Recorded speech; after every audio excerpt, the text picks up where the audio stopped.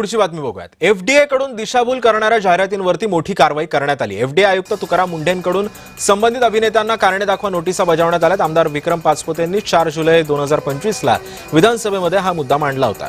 विक्रम पाचपुते यांनी उपस्थित केलेल्या मुद्द्याला अखेर यश आले। वर्षभराच्या पाठपुराव्यानंतर कारवाई सुरू झाली असे विक्रम पाचपुते यांनी सांगितलं। जनहिताचा मुद्दा शेवटपर्यंत लढवणार असे विक्रम पाचपुते म्हणतात।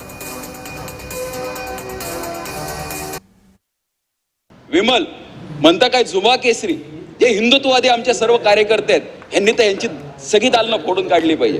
केसरी रंगाला बदनाम करतात ते। आज काय अवस्था चाललेली आहे, त्यात कणभर केसर नाहीये आणि आमच्या तरुण पिढीला सांगितलं जातं की त्या गुटख्यामध्ये केसर आहे। अरे त्या केसर गुटख्यापेक्षा स्वस्त आहे जर तुम्ही त्याचं व्हॅल्यू चेक केली तर। म्हणजे केसर खायचं असेल तर नुसतं केसर आमच्या पिढीला खायला दिलं तेही कुपोषित बालकं तयार होणार नाहीत।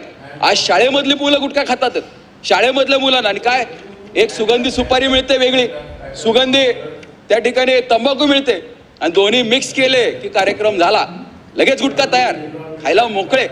आणि आमचे एवढे मोठे मोठे ऍक्टर्स, अहो जर आपल्यावरती गुटख्याला बंदी होती, तंबाखूला बंदी होती, सुगंधी सुपारीला बंदी होती मागच्या वर्षभर, मग ह्या टीव्हीवरती ऍड चालल्याच कशा? या ऍड्स वरती कोण कारवाई करणार आहे? दुर्दैव असं आहे की एफडीएने एकतरी सूचना काढली का?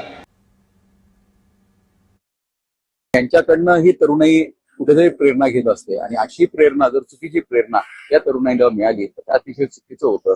उदाहरणार्थ सांगायचं झालं तर अक्षय कुमार सारखे ऍक्टर इतके चांगले काम करतात, त्यांचं टॉयलेटचं आंदोलन असेल किंवा सॅनिटरी पॅड संदर्भात त्यांनी जी जनजागृती केली होती ही अतिशय महत्वाची, अशी प्रेरणा घेणारी गोष्ट आहे। आणि अशा ऍक्टर्सनी जर पान सुपारी असेल, गुटखा असेल, अशा चुकीच्या अंमली पदार्थ जे प्रोहिबिटेड प्रोडक्ट्स आहेत अशांची ऍडव्हर्टाईज केली तर नक्कीच आमची तरुणाई भरकटल्याशिवाय राहत नाही।